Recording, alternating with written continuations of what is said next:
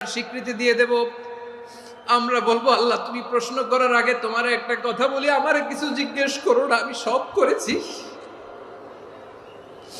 এমন কোন পাপ নাই যে পাপ আমারে দিয়ে হয় নাই। তোমার রহমত দিয়ে তুমি জান্নাতে পাঠাবা, তোমার দয়ায় জান্নাতে যেতে চাই, আমল দিয়ে না। পারবেন বলতে?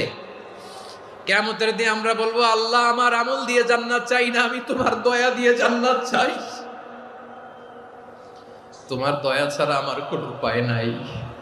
লিল্লাহি তাকবীর, নারায়ে তাকবীর, নারায়ে তাকবীর।